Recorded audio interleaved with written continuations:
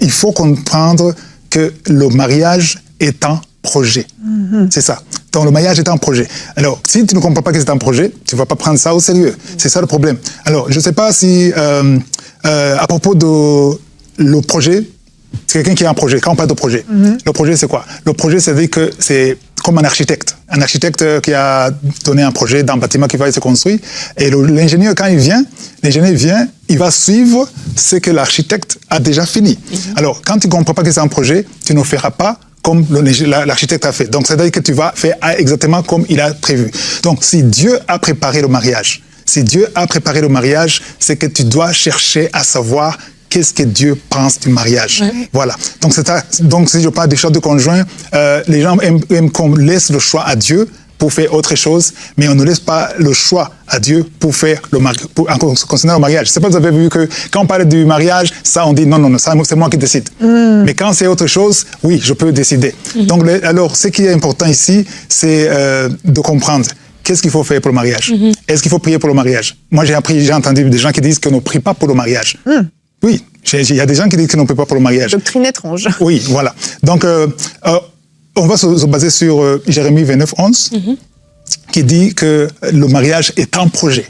Aussi longtemps que tu ne comprends pas que le mariage est un projet, donc tu ne vas pas prendre ça au sérieux. Tu ne vas pas prendre ça au sérieux. Tu vas dire, OK, je vais prier pour autre chose. Et qu'est-ce que Dieu veut de ça? Qu'est-ce que Dieu pense pour ma vie? Voilà. Donc, je vais insister beaucoup sur la prière en demandant que la volonté de Dieu soit faite sur la terre comme au ciel. Amen. Alors maintenant, ici, on parle de la volonté de Dieu dans ta vie, comme elle est déjà au ciel. Donc au ciel, Dieu te connaissait avant que tu te maries. Donc c'est ça. Donc nous sommes d'accord sur ça. Tout à fait. J'aimerais que tout le monde soit d'accord avec moi que le mariage est un projet. Et est-ce que tu pries pour le projet? Comment est-ce que tu pries pour le projet? Est-ce que tu es attiré par les sentiments? Parce que les gens sont souvent attirés par les sentiments. Bien sûr. Alors, Éphésiens chapitre 2, verset 10, il dit quoi? Il dit que nous sommes son ouvrage ayant été créé en Jésus-Christ pour de bonnes œuvres que Dieu a préparées d'avance. Moi, j'ai colorié la partie qui dit que Dieu a préparé d'avance afin que nous les pratiquions. D'autres versions disent afin que nous marchions dans son projet ou dans les bonnes œuvres. Donc, la bonne œuvre, c'est quoi? Ce que je fais ici, c'est une bonne œuvre. Ce que vous faites ici à MCI TV, c'est une bonne œuvre. Donc, même le mariage, c'est une bonne œuvre. Alors, il y a un problème toujours quand je parle de mariage.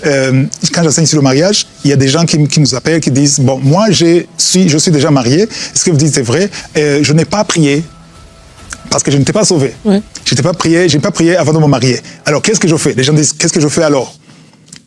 Je connais deux couples, deux hommes qui ont quitté leur femme parce qu'ils disent, ils ont épousé la mauvaise femme.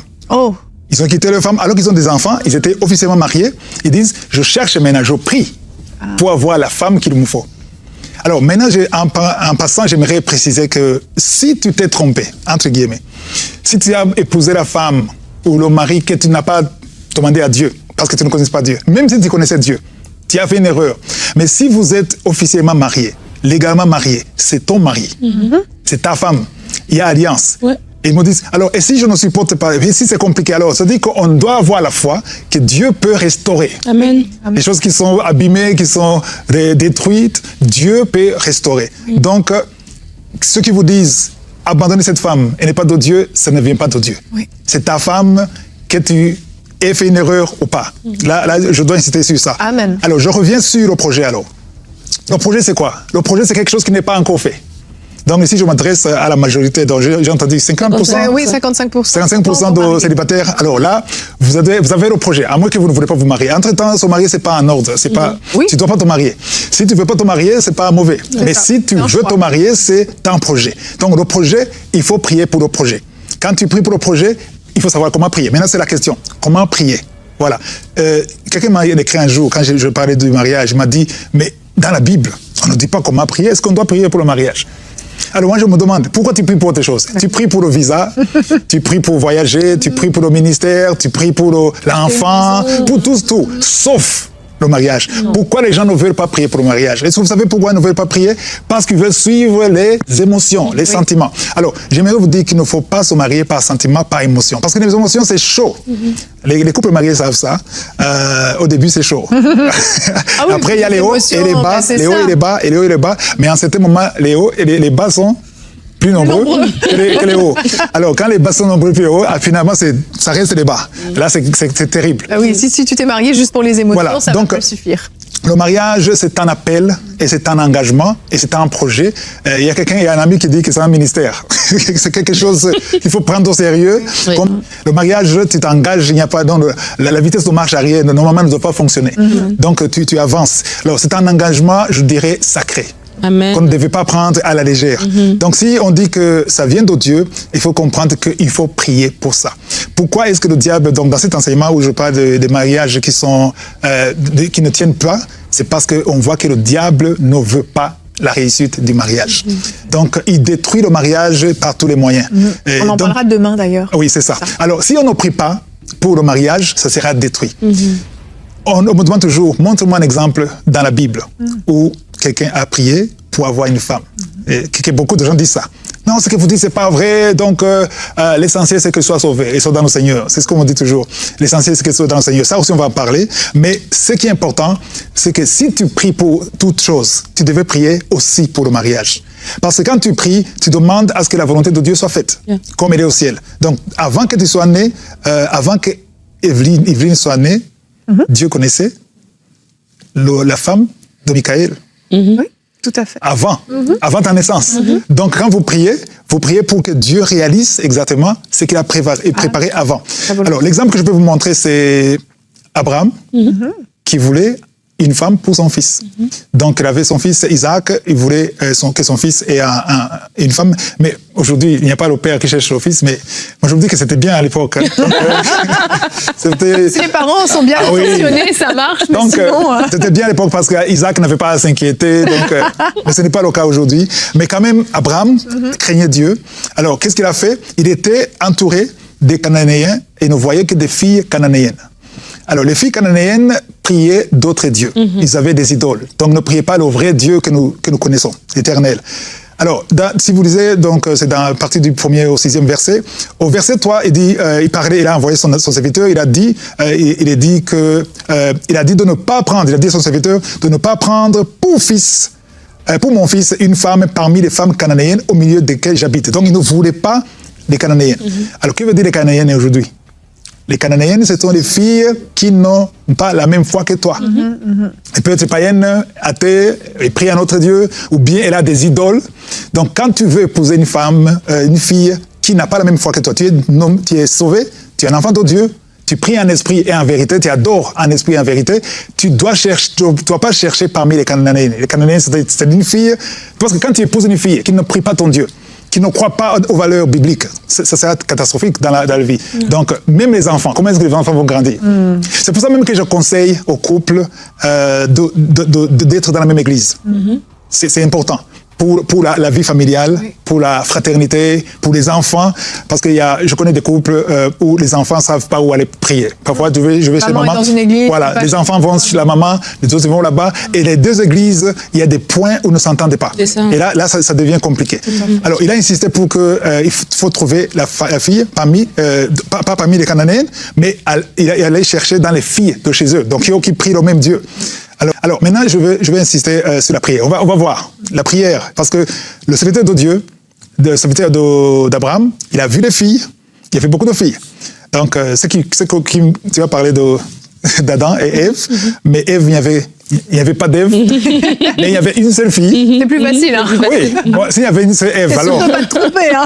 Mais lui, il a vu beaucoup de filles. Oui. Alors, ceux qui me suivent, les 50 combien % d'hommes, il y a beaucoup de filles. Alors, qui choisir? Il ne faut pas être attiré par le physique, parce qu'il y a des qui disent non, moi je veux le physique, le reste on va prier. Il y a quelqu'un qui dit ça. Je veux qu'il y ait la taille que je veux ça. S'il n'a pas ça, non. Bon, alors, d'abord, le corps physique, c'est quelque chose qui change, qui vieillit. Donc, tu aimes la taille, comme ça, et quand c'est comme ça, qu'est-ce que tu vas faire? Donc, c'est ça, il faut faire attention. Si tu construis ta vision de mariage sur la taille, c'est comme quelqu'un qui construit une maison sur le sable. Oui. Donc, le jour où la taille change, c'est fini. Et comme tu l'as dit, il ne faut pas te fier sur ce que tu vois. Parce que tu peux dire, non, elle est bien, elle est gentille, elle est spirituelle. Parce qu'il y a des filles, bon, moi je connais des filles qui étaient spirituelles avant le mariage pour avoir des maris. Et après le mariage, et puis la spiritualité est finie. Aïe, aïe, aïe. C'est Dieu qui connaît la température spirituelle C'est vrai. de l'homme ou de la fille. C'est pour ça qu'il faut prier. Alors, la prière qu'il a priée, on va voir cette prière au verset 12, il dit « Éternel, Dieu de mon Seigneur Abraham, fais-moi, je te prie, rencontrer aujourd'hui ce que je désire. » Il désire quoi? La femme d'Isaac. « Et use de bonté envers mon Seigneur Abraham. Voici, je me tiens près de la source d'eau, et les filles des gens de la ville vont sortir pour puiser l'eau. » Donc, beaucoup de filles.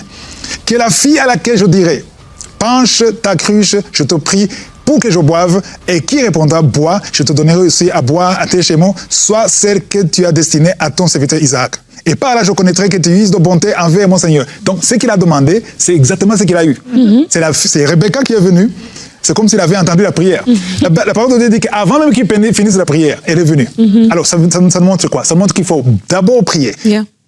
Rebecca, c'est un fruit de la prière. Et quand tu pries, Dieu écartera la mauvaise et amènera la bonne. Donc, la prière veut dire que tu fais confiance à Dieu, tu ne veux pas juger, parce que tu peux juger. Aujourd'hui, le mariage est devenu matérialiste. Oui. Tu cherches quelqu'un qui a un bon boulot. Il y a une fille qui m'a dit, je veux quelqu'un vraiment qui a un contrat sûr, qui est capable de payer le loyer. Et si après le mariage, il paye le boulot, tu divorces. Donc, tu veux le boulot, il a le boulot. Et après le mariage, il n'a pas de boulot. Tu vois? Donc, moi, je me suis marié, je n'avais pas. C'est les choses qu'on voit. Donc, je n'avais pas de voiture, je n'avais pas de maison, je n'avais pas de lit, mais je me suis marié. Parce que, une femme de foi. Voilà. Parce que dans la prière, Dieu révèle ce qui est caché. Ouais. Voilà. Amen. Donc, un peu de mots, j'ai insisté sur ça. Ne vous fiez pas à l'apparence, priez pour connaître la volonté de Dieu. Comme tu pries pour les autres projets, prie aussi pour le projet de mariage. Je n'ai jamais vu quelqu'un qui a prié sincèrement, sans matérialisme, sans manipulation, sans spéculation, qui a été déçu. Dieu ne déçoit jamais. Amen. Amen. Merci beaucoup, Chris. C'est super important parce que, comme on le disait en début d'émission, il y a une destinée commune, il y a un appel commun. Et le Seigneur connaît toutes choses, comme tu l'as dit. Je pense que c'est vraiment important de ne pas se fier juste à ce qu'on ressent, à ces fameuses émotions dont on parlait, les sentiments, et de se dire, ça va être suffisant. Non, c'est essentiel de se dire, Seigneur, montre-moi le cœur de cette personne, montre-moi les choses qui sont cachées, mets à la lumière s'il y a des choses qui sont pas visibles. Et je vous encourage aussi à voir cette personne, pas toujours juste dans le même cadre. Voyez comment il est ou comment elle est avec ses amis, avec sa famille, dans des contextes un peu différents, pas juste le dimanche matin à l'église. Des fois, il faut voir les gens aussi dans un contexte différent pour voir certaines attitudes être manifestées. Mais on l'a dit, il y a une destinée commune. Le Seigneur vous appelle à le servir ensemble et c'est vraiment essentiel que vous puissiez vous connaître, être certain que vous êtes dans la volonté de Dieu, que Dieu agrée votre choix. Et si Dieu donne son go, vous avez la certitude que vous allez pouvoir marcher ensemble. Ça ne veut pas dire que ce sera toujours facile. Ça ne veut pas dire qu'il n'y aura pas de dispute, qu'il n'y aura pas de moment où vous allez peut-être vous demander « est-ce que je me suis trompé ?» Mais vous vous souviendrez cette fois où le Seigneur vous aura dit « oui, j'agrée ton choix. Oui, votre union est selon ma volonté. » Et ça va vous permettre d'être solide. Malgré les tempêtes qui arriveront, les hauts et les bas, eh bien vous serez solide, vous serez fort. Merci d'avoir suivi cette vidéo jusqu'au bout. Que Dieu vous bénisse. Abonnez-vous à Action avec Dieu et marchons ensemble avec Dieu.